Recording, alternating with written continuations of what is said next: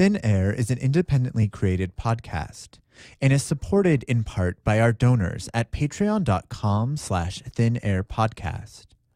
On our Patreon, donors get rewards for supporting our work, like exclusive access to mini episodes, ad-free regular episodes, and now stickers. For $1 a month, you get access to Patreon-only content and a sticker sent your way. So head on over to patreon.com/thinairpodcast to check us out. We have a new sponsor this week. Thanks to HelloFresh.com for supporting Thin Air. Receive $30 off your first week of deliveries when you go to HelloFresh.com and use the offer code ThinAir30. October 1986. It's a warm Halloween night in San Francisco, California, and it's a Friday. The city is preparing for a Halloween weekend with parties and revelers in costumes filling the city's streets. We don't know exactly what 23-year-old Stephen Allen Davis's plans were for that weekend.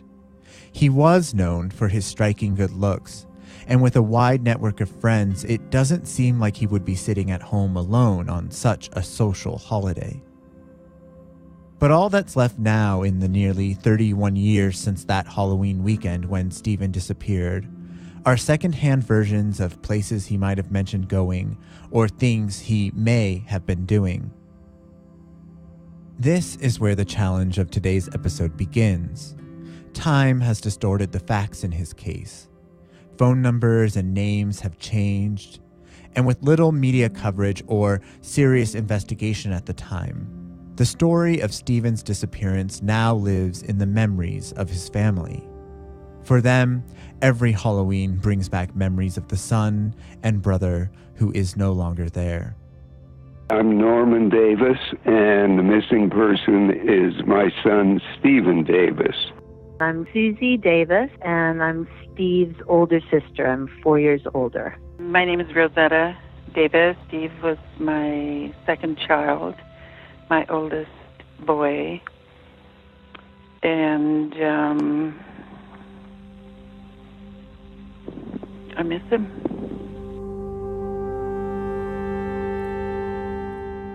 So, what do we know for sure? Well, all of his family lived nearby, within the San Francisco Bay Area. Stephen, who went by Steve, lived in the Richmond district of San Francisco and worked in the mailroom of the Chevron Corporation on Market Street. We also know that on Halloween night, Steve clocked out of work after having a particularly good day. That Friday, when he left work, they asked him, well, how was your day or something? And he said, this is the happiest day I've ever been at work. I think he was very happy that day anyway. Flash forward to Monday morning, November 3rd. At the time, Rosetta lived in the nearby city of Corte Madera, about 45 minutes north of San Francisco, across the Golden Gate Bridge. That morning, Rosetta gets a phone call from Steve's boss at Chevron, asking if she knows where he is. Then Monday morning, his work called and asked if I knew where Steve was, because he hardly ever missed work, or if he was late, he would call, or if he was sick, he would call. And they said he hasn't called. We called his house. Nobody answered. I said, I didn't hear from him. I don't know where he is or what happened. And so we hung up, and I was like getting a little worried because nobody heard from him. So I kept calling his number. Nobody answered. So that went on like all day. And then the next day, he still didn't answer, didn't show up at work or get in touch with anyone. Days went on, and Steve's work kept calling Rosetta, who had no answer for them, and still has no answers today. Steve has never been seen or heard from since leaving work that Halloween night. And now, all the family can do is look for clues in what they knew about him and try to figure out Did he abandon his life that day, never looking back and leaving them all behind? Or did something more sinister happen? I'm Daniel, and this is episode 32 of Thin Air Podcast, The Mysterious Disappearance of Steve Davis. Steve was born in California in 1963. Norman, Steve's dad, was a well-known FM radio host and producer in the Bay Area, hosting shows that featured music, interviews, and storytelling. He continues to do so today in Boise. I still do a radio show, which is on Radio Boise on Monday nights. I do a blues show called The Juke Joint. Do you come in and do it at Radio Boise here? Yeah. Oh, we're literally in the same building as Radio Boise, the floor right above them. I'll be darned. Our podcast was featured in our local paper, the Idaho Statesman, and he reached out to us. There really hasn't been a lot done to look for him. And then when I saw the article about you guys doing old cases, I thought, well, hey, I never gave up hoping to find something, so that's why I contacted you. Norman and Rosetta had 4 children together, Susie being the oldest, then Steve, and then 2 more brothers after that. Susie spoke about what Steve was like growing up. Super creative. He was an Aries, and he was kind of a quintessential Aries, if you believe in astrology. Steve was the oldest boy, and he was absolutely the commander of this whole army of little boy cousins, always organizing them into what games to play, being very creatively engaged. He was always writing stories, drawing pictures, making lists. He was obsessed with lists of his favorite monster movies, lists of, all of the characters in all the Ray Harryhausen films. And he also was quite independent and had a bit of a temper. Susie, Norman, and Rosetta all talked about Steve's creativity and how he loved music, art, and especially film. After graduating from Redwood High School, Steve went to San Francisco State to study film. What he really wanted to do was to make movies. And he went to San Francisco State and took movie making or video making. And he ended up playing a part in one movie. And somehow he got involved with a modeling agency. He wanted to do... He was very good looking, so he'd be walking down the street and somebody stopped him and said, "Wow, you ought to be a model." And he kept hearing that, so I think he decided, well, maybe I could. He was a real interesting guy. He was quite naive, and he was a big Beatles fan. He liked to make stop-action animated movies. He was a pretty fun guy. But he was a real devoted creative, and he spent a lot of time by himself writing songs on the guitar. He wrote a ton of songs that we have all the demos of. He was very talented, but hadn't really figured out, any kind of way to share that talent with the world. So he was kind of a rock star in his bedroom. Susie is an accomplished musician in her own right. She plays keyboards, the accordion. She sings and writes her own music. She toured with and has opened for some of the most famous musicians in the world, like Mick Jagger, Billy Idol, and Pat Benatar.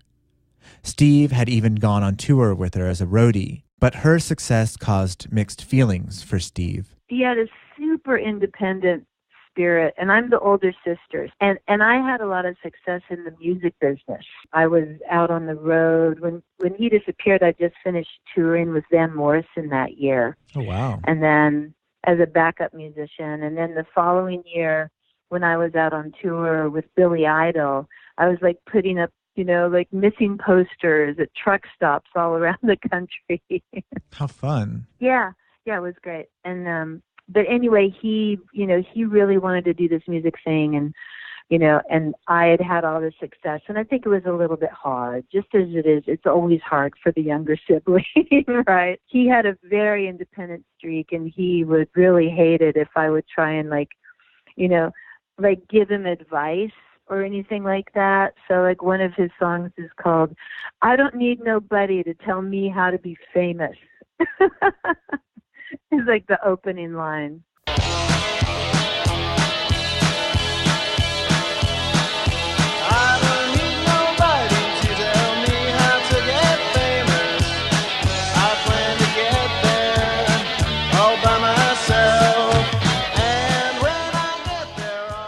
That last clip you heard is actually Steve singing that song, which Susie recorded and produced for him. After going to San Francisco State for a few semesters, he dropped out and held a series of odd jobs. It's clear that at this time, Steve was figuring out where he wanted his life to go and what he wanted to do. Rosetta thought that Steve liked his job at Chevron, but Susie disagreed. He was a little bit tormented, like he had a temper, and he could get very irritated. He worked in the mail section at Chevron. I remember him telling us there was a girl who whistled, and it just drove him like absolutely crazy. It made his blood boil. So I wouldn't say he was that happy, at his work. He was just working and, being a young man trying to support himself. All of this leads to the night Steve was last heard from, October 31st, 1986. Before leaving work, he remarked that he had had the best day, and then, presumably, he headed home to his apartment. The Chevron company was on Market Street, and his apartment was in the Richmond district, about 4 miles away. Steve would have had to either walk home or take the bus, as he didn't own a car. It is believed he made it back to his apartment that night. The early Saturday edition of the San Francisco Chronicle was found in his apartment by his mother, Rosetta, in the days after his disappearance. I went over and I asked the landlady to let me in, and everything was, all his stuff was there. And was his guitar in his apartment? Yeah, it was. Was there anything missing? Like, did he have a wallet or anything else like that? His wallet was missing, and a jacket that he wore a lot, and that's about all. There are conflicting reports about Steve's plans for the weekend. Different friends told different stories about what they heard he was going to do. The first was that he planned on attending a Halloween party. The family had no idea whose party this could have been and weren't sure where the party was supposed to take place. I had seen him, I guess, about a week or two before he disappeared, and he was planning to attend a party and had told friends and possibly his mom that he was going to go to this party. I think it was also in Marin County. That's pretty much the last anybody heard of him.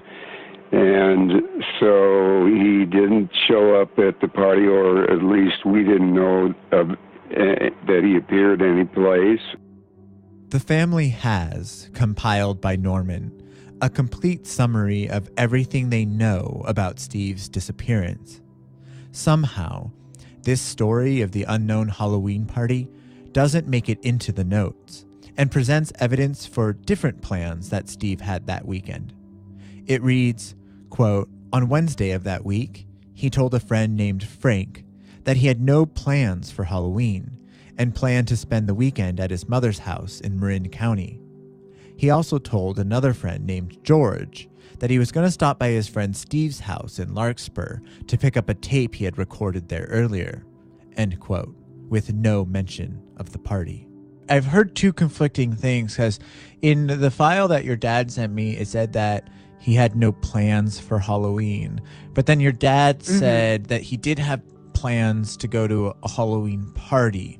And your dad didn't know much more than there was some Halloween party he was supposed to go to. He didn't know where it was. He didn't know who the friends were or anything. What do you know about his plans for Halloween that year? I don't know anything. Okay. I was not in touch with him that weekend. Rosetta confirmed that she had heard from Frank, her roommate, that Steve did plan on coming over to her house that weekend. Frank said that he had talked to Steve on the phone. He had talked to my roommate. My roommate had asked him what he was doing for Halloween, and he said, "Well, I don't know, but I think I'll come out to Corte Madera and come over to my house." And then that weekend, I worked all weekend. He didn't show up, and I didn't think too much about it. He was, 23 years old. He could change his mind and do what he wanted. None of this could be confirmed with Frank, because in talking to Susie, we found out that he has since died of natural causes. And what about this potential trip to Larkspur, a city right next to Corte Madera where Rosetta lived? The person who provided this detail, George, was a neighbor of Steve's in the Richmond district and a lifelong friend. It would make sense that if Steve meant to visit his mom, perhaps he would just pick up the tape too. Norman also added another detail about the Halloween party. It was potentially in Larkspur. Well, I don't think that we ever knew where the party was or who was involved in the party. We had just heard that he was going to a party, a Halloween party in Larkspur, I think, which is a Marin County town. That's about all we knew. And then apparently he didn't show up for the party. So it seems that his weekend plans may have included all of these things. A Halloween party that night in Larkspur, staying with his mother in nearby Corte Madera, and maybe even getting a tape from someone who lived in Larkspur.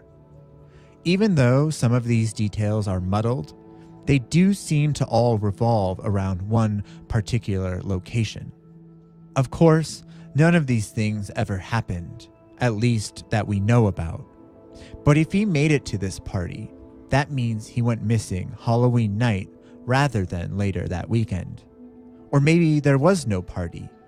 Or maybe it was a party he didn't actually plan on going to. So all we know is that he went missing between Friday night and Monday morning when he doesn't show up for work. After 2 days of no show of work at Chevron, Rosetta decided to call the police and ask for help. I think I called the missing persons department in the San Francisco Police Department and told them that I was really worried about my son. And they said, well, they couldn't do anything for 2 weeks or 10 days or something because he was an adult. He was 23 years old. So if I hadn't heard from him in 2 weeks, they would start investigating. From the start, it seems that the leading theory was that Steve left on his own. A major reason for this was something that Steve had said around a year before he went missing. And then I remembered something Steve had said to me. He called me on the phone like about maybe a year before this happened, and he said, Mom, I just want to ask you something. What would you do if I suddenly disappeared? And I talked to him, and I said, of course I don't want you to do that. And I told him how I felt when I was about his age. I kind of had that same feeling. I would just like to disappear and get away from everything and start all over. And I said, just hang on there. Everything will get better. And this wasn't the only time Steve mentioned what it would be like if he vanished. He had asked another friend if they had any idea how to get a like a new social security number. And my cousin, he had also had a similar conversation about just sort of putting forth the idea that he was kind of thinking of somehow, disappearing for a while, just like cutting himself off from his family and his friends and taking off. And there was enough of these kind of stories that we kind of really, we really clung on to that as a family. Because the family believed that Steve had just taken off on his own, they didn't put too much pressure on the police or hire someone to look for him.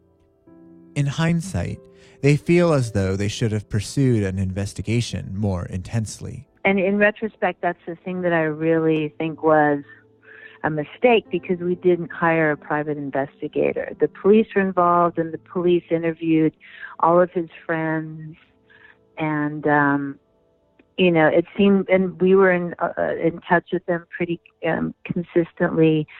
So they were doing some investigation, but in retrospect, I wish we'd hired a private investigator. But we just had this story in our heads that he had decided for some reason to take off on like a lark. Like he was just going to disappear himself and see who he was in the world without being actively connected to his family of origin. We really believe that story. Over time, Norman has come to believe that Steve didn't mean anything by the comments he made about disappearing.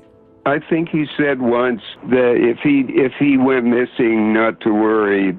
I really don't think that is what happened, because we had a good relationship with Steve. He was not unhappy or pissed off at anybody in the family, and he was in contact with us pretty regularly, at least every month or maybe every couple of weeks. And I think I saw him about 2 weeks before he disappeared, and his mom saw him, and so I really discount that. He may have just been fantasizing that when he said that. I think the police, did a minimal investigation, but they really didn't think it was anything to be concerned about. After a time, perhaps they did a little more investigating, but there was really nothing to go on. He had just, dropped off the map. The family tried to get help finding and contacting Steve. They printed off flyers and took ads out in local papers. Susie was on tour when he went missing, so she posted his flyers all over the country. And then someone called saying they had seen Steve. For a long time, every time the phone would ring and nobody would be on the other end, I would think, oh, maybe it was Steve. No. We had put posters up, and there was a picture of him in the Marin County Pacific Sun, it was called. It was a periodical that came out every month, I think. And, if anybody had seen that picture, they could call this number. And one lady did call, and she said, I picked up 2 hitchhikers, and one of them, she thought, looked exactly like that picture of Steve in the newspaper. So, and they were headed to Oregon. They were hitchhiking to Oregon. So I called the police and I told them that, but I felt like I got to get in my car and go and see if I can find him. But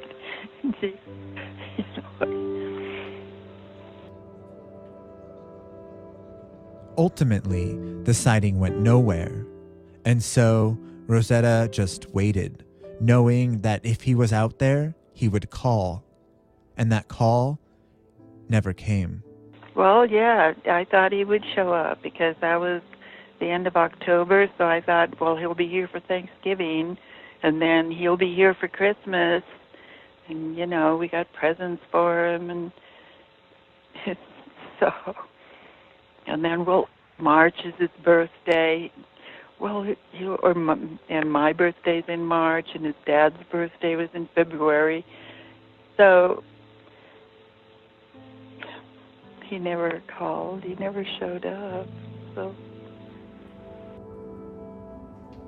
we clung to this hope that he was coming back. And I remember that Christmas, we got him Christmas presents because we sort of had some story in our head that he was going to just show up for Christmas. How could he, if he was out gallivanting around, how could he not call his mom for Christmas? As time passed with no word from Steve and with little input from investigators, everyone began to question the theory of Steve leaving on his own. I really don't believe he would disappear forever from our lives. There was no reason. You know, we looked out for each other. We took care of each other. We helped each other. You know, it's not like it was a toxic family environment that he needed to escape from. I just don't believe he would stay away for his entire life. Steve also left behind many things that the family found suspicious for someone who allegedly left of their own accord. The first was a bank account with around $500 in it, money he would have presumably needed had he left voluntarily. In 1986, that amount would be worth over $1,000 in today's money.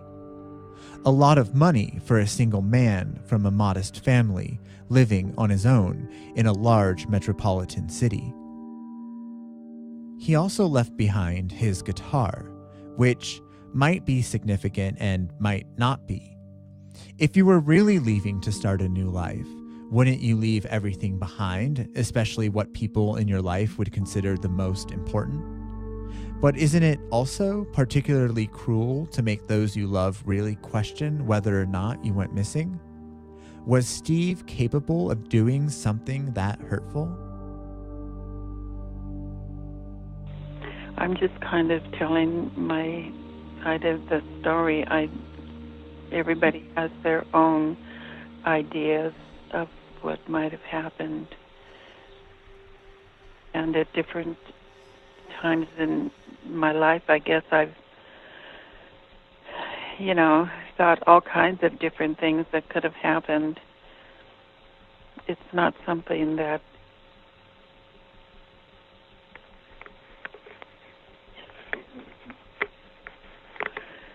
excuse me, it's not something that just leaves you, It's just always there, and you're always kind of...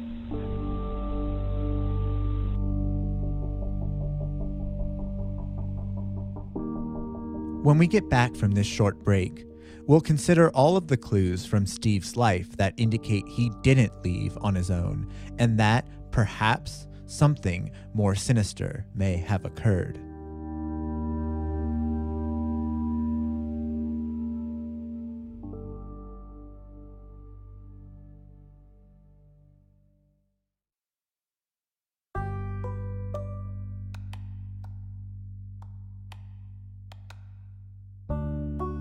Thin Air Podcast has teamed up with HelloFresh, and they are offering everyone in our audience $30 off your first week of deliveries when you go to HelloFresh.com and use the offer code ThinAir30. That's ThinAir30. Everything from HelloFresh comes pre-measured in labeled meal kits, so you know exactly which ingredients go with which recipe. HelloFresh offers a wide variety of chef-curated recipes, and the plans to choose from consist of classic, veggie, and family. I've really enjoyed the meals HelloFresh sent me. I received my insulated box of ingredients, which included, if I may add, an adorable HelloFresh apron to wear while I prepare my meals. My favorite meal this week was the balsamic fig chicken, which included chicken breast covered in delicious fig glaze, roasted sweet potatoes, and fresh salad greens. HelloFresh makes cooking easy because recipes only take around 30 minutes to make, and a lot of them are one-pot recipes for easy cooking and cleanup. HelloFresh allows you to try things you never would have thought of cooking on your own. For example, I would have never imagined to pair a fig balsamic glaze with my chicken, but it was delicious. To experience HelloFresh for yourself, and trust me, you want to experience it, go to HelloFresh.com and use the promo code ThinAir30 to get $30 off your first week of deliveries. Links to this offer can be found on our website and social media.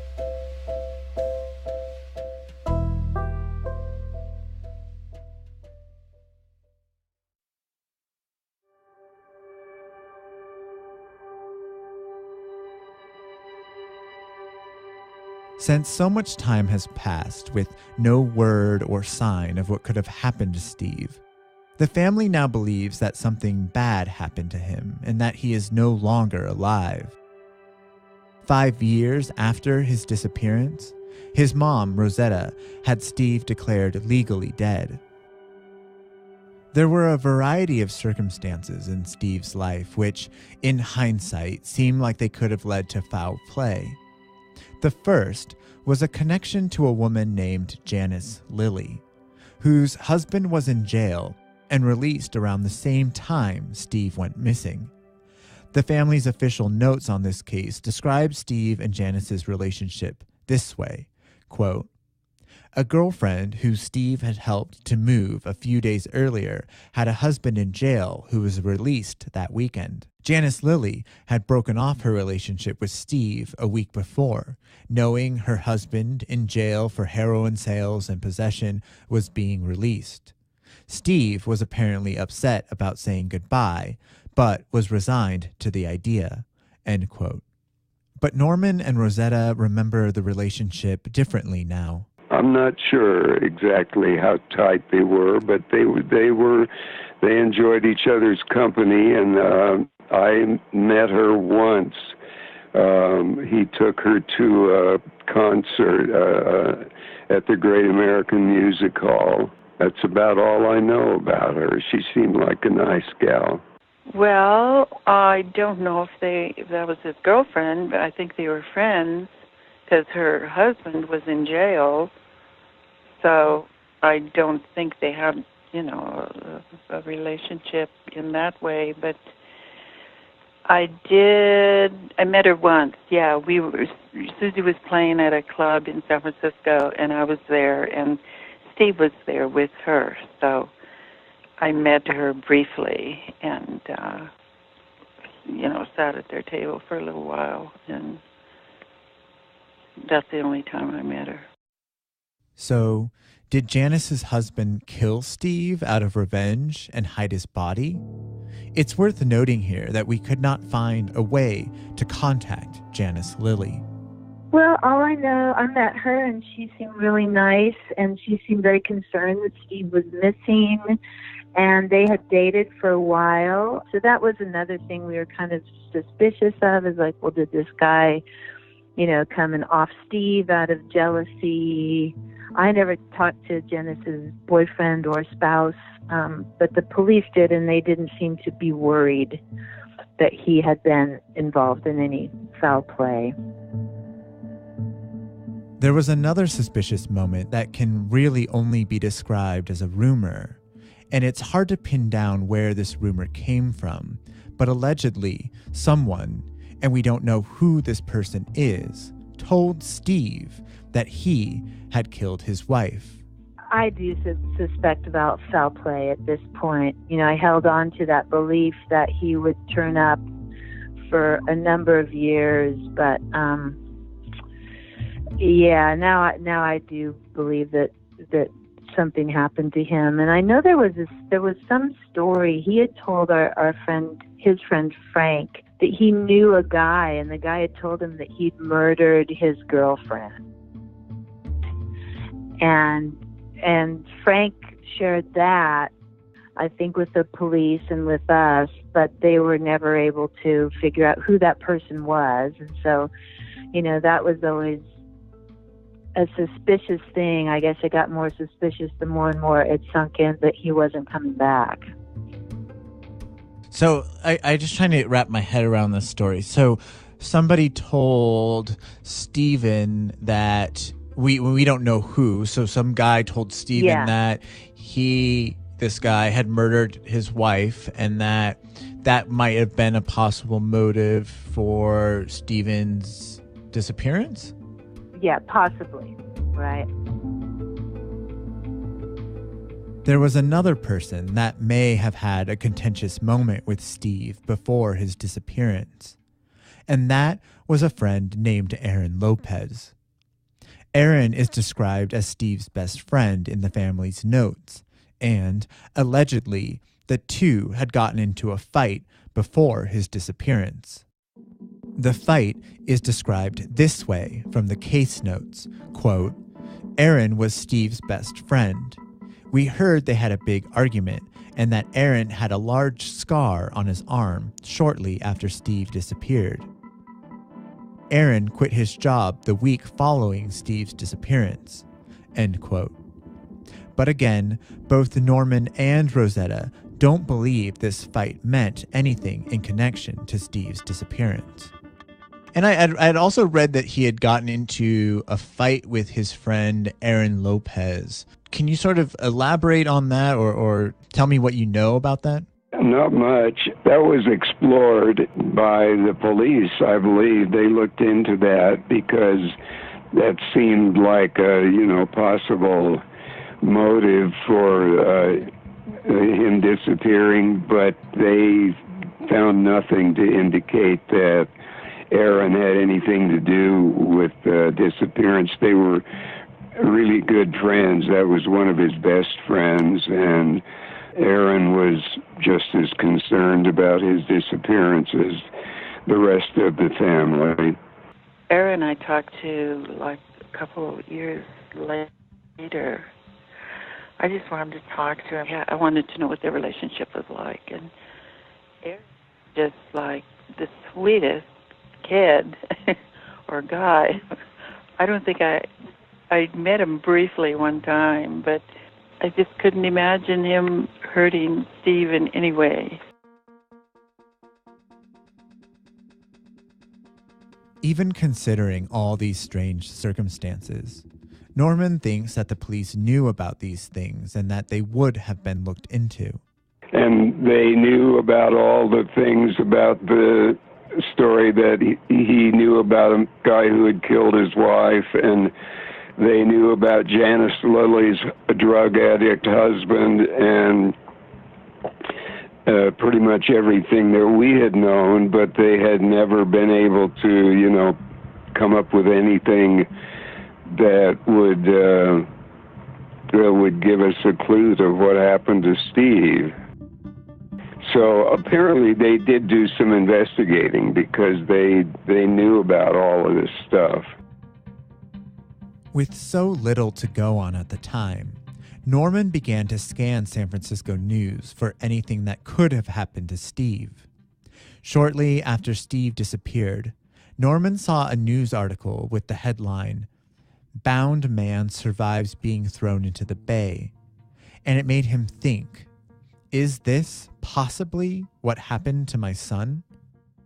Well, I feel pretty certain that somebody killed him, whether it was the guy who had killed his wife, who decided that he didn't want somebody around with that knowledge, or I think there was a newspaper article that around that time there was another guy who was waiting for a bus, I believe, and 3 guys in a van stopped and kidnapped him and robbed him and then tied him up and took him to a pier on the bay and dumped him in the bay.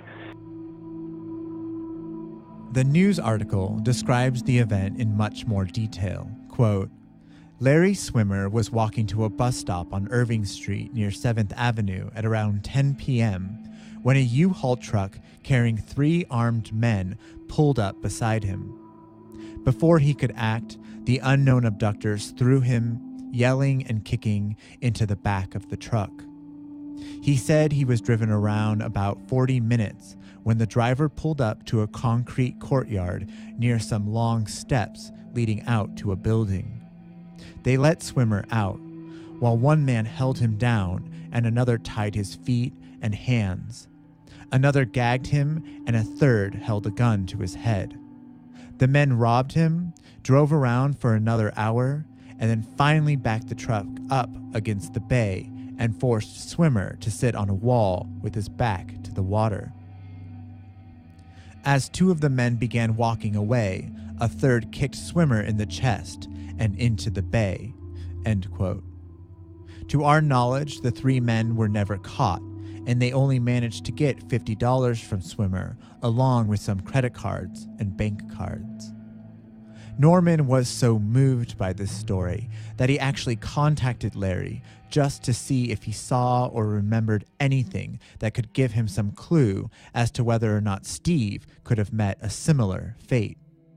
Actually got in touch with that guy and talked to him, but, there's no way of tying that in to Steve's disappearance, but he didn't have a car, and he also took the bus, so it was just something that I was curious about.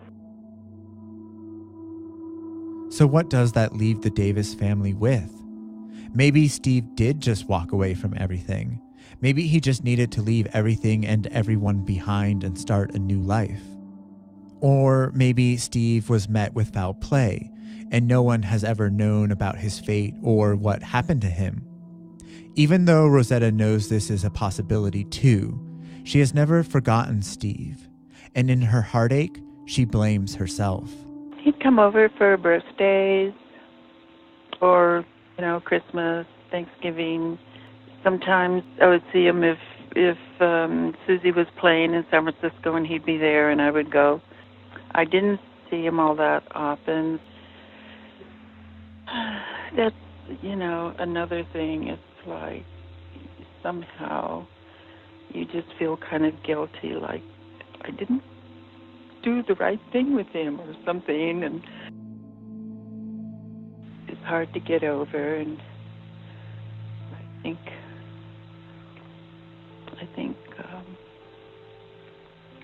I always have to remind myself I just did the best I could. Norman and Susie still have hope that someday they will know what happened to Steve. When somebody vanishes into, like the name of your program, into thin air, I don't know what you go on, There's nothing there. That's been the sore point with the family for all these years, is there's nothing. It's hard to deal with, but that's how it is. It's so strange, like for decades I would have dreams where I would see him and I'd be like, Steve, where have you been? And he'd be just like, oh, don't worry about it, man. And we'd connect that way because I still, believe that he was alive somewhere. And it's like when, it's sad when somebody dies, like it's very, very, that feeling and that awareness of them is very keen for a long time, but it's been quite some while. And, he's just, your awareness of the person just does tend to fade a little bit. So we're just kind of adjusted to having just, me and my brother Sean and my brother Scott, and it's just kind of sad, It's super sad for my mom every time his birthday comes around, and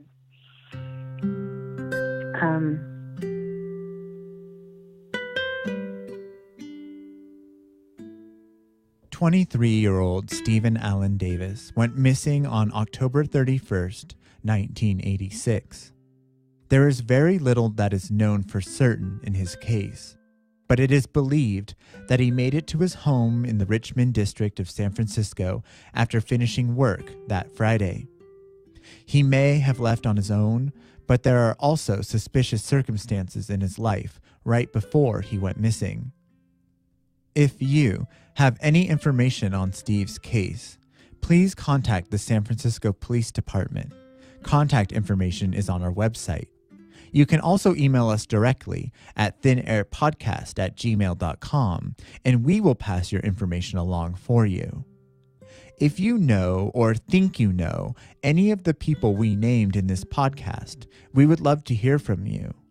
Pictures and other links are also available on our website, thinairpodcast.com. Thin Air Podcast is written, produced, and engineered by Jordan Sims and Daniel Calderon, with production assistance from Nate Halda. Music today was provided by Blue Dot Sessions. You can check them out. Their amazing collection is at sessions.blue. Certain donors through our Patreon, which is patreon.com/thinairpodcast, get rewards for supporting our independently created show. One of these rewards is to be credited as an executive producer. The executive producers of Thin Air Podcast are Jack and Christy Lupian, Drusilla Dentz, Rebecca Hardberger, Ellie Eisenhart, Susan Anderson, Hustle Rawl, Elle McManus, Heather Cadieux, Mistea Pena, Bonnie Mortensen, Elizabeth Farmer, and Anthony Loper. We'll be back in 2 weeks.